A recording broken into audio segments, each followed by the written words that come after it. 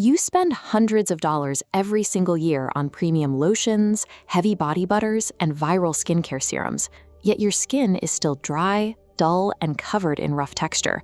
It doesn't add up. You apply layer after layer of expensive cream, but by the middle of the day, your skin feels like sandpaper again.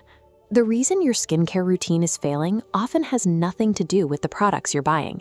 The issue starts in your own bathroom, before you even open a bottle of lotion.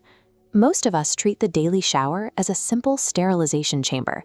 You step in, scrub off the dirt, and rinse. But biologically, your shower is a highly vulnerable transition window. When you strip away your skin's natural defenses and expose your epidermis to chaotic temperatures and harsh friction, you are fracturing your lipid barrier. By the time you step onto the bath mat, your skin is already in a state of crisis, making it difficult for any cream to penetrate or protect effectively. To fix this, we have to look at the clock. We're going to follow a step-by-step corrective framework that uses the specific minute you're in the shower to manipulate your skin's ecosystem. We are going to move through your routine chronologically to ensure deep, lasting hydration. Pay close attention to the final moments, because there is a 60-second biological window that opens immediately after you turn the water off. If you miss this exact 1-minute window, the hydration you just worked for evaporates before it can actually settle. That 60-second gap determines whether you keep that moisture or lose it to the ambient air. Systemic skin health is achieved through the precise, chronological execution of daily habits.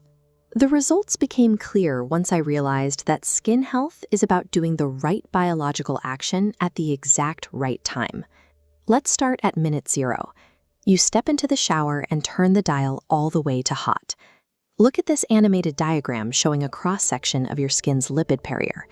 This is your body's natural defense system, made of fats and oils. Watch what happens as the temperature metrics rise above baseline body heat. The lipid barrier begins dissolving and fracturing. Scalding water melts away these protective oils, leaving the lower layers exposed and prone to extreme water loss. To stop this degradation, we need to establish a strict thermal limit. Your water should be lukewarm. While a hot shower is relaxing, keeping the water temperature close to your natural body heat is a biological necessity. This maintains barrier homeostasis, keeping your natural oils locked in place so your skin doesn't go into a state of panic the moment the water hits it. At minute 2, your skin is wet and your barrier is still intact. Now we transition to the cleansing phase. This requires a specific chemical setup. Avoid highly fragranced, brightly colored strip soaps. You need a non-stripping body wash, ideally one with a pH level sitting right around 5.5, which matches the natural acidity of your own skin. When you use the correct surfactant, the active cleaning agent, it interacts with your epidermis selectively. It binds to external pollutants and sweat and gently lifts them away. Because the pH is balanced, it leaves your natural oil layer alone. You are removing the dirt while leaving your structural defenses completely intact. This initial phase is entirely defensive.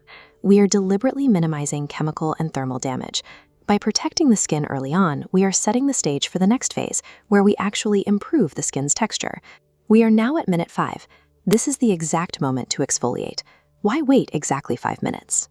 Because your stratum corneum, the outermost layer of dead skin cells, needs time to absorb the ambient water in the shower. Waiting 5 minutes allows for full cellular saturation. The dead skin cells must swell with water so they can be easily detached without force. If you try to scrub your skin at minute 1 or 2, you're at risk. Mechanical exfoliation on rigid, unsaturated skin cells is destructive.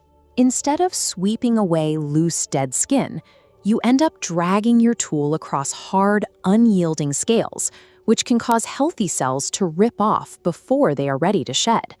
Look at this generated video. This is a microscopic view of a rough, jagged synthetic surface, tearing across delicate, overlapping biological scales. This is the mechanical damage caused by abrasive tools like cheap synthetic loofahs.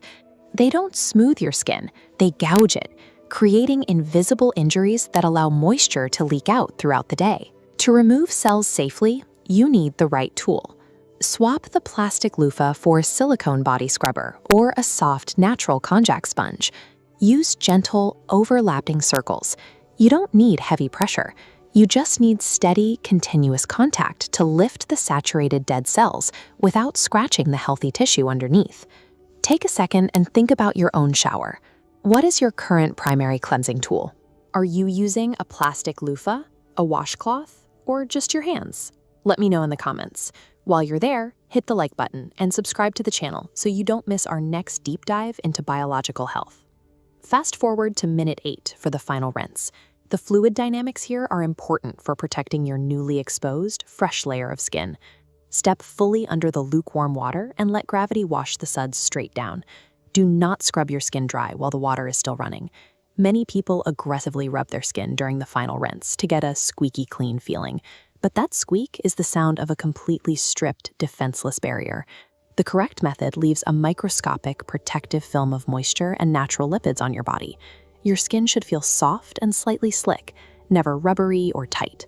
By controlling the timing of your wash and the level of friction, you maximize cellular turnover without compromising your structural integrity. You've removed the dead skin while keeping the barrier functional. Stop the water. Turn the shower off. This is the moment most routines fail. The second you step out of the water and the ambient temperature drops, rapid molecular evaporation begins. The dry air in your bathroom acts like a vacuum, pulling the moisture out of your freshly exfoliated skin. This is why you have exactly 60 seconds to apply your moisturizing agent to damp skin, not dry skin, damp skin.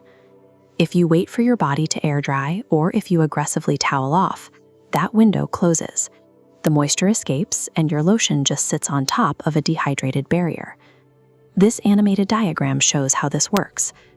These are ambient water droplets resting directly on your skin. When you apply lotion within that 60-second window, you create an impermeable top film, mechanically trapping the shower water molecules. Because water cannot escape upward, it is forced downward. As a 24-hour timer ticks forward, trapped droplets are absorbed deeply into the lower epidermal layers. Lasting hydration is a mechanical trapping process. The lotion acts as the lid, while the water from your shower provides the actual hydration. What are the realistic biological expectations here?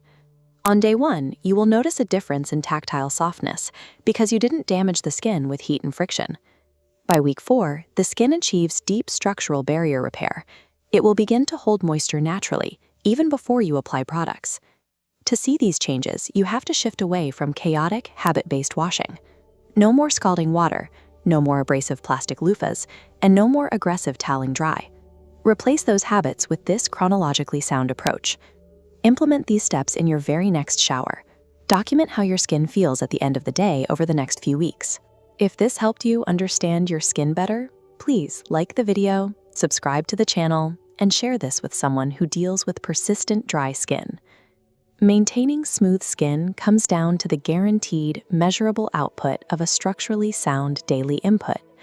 Control the timing, control the friction, and you control the biology.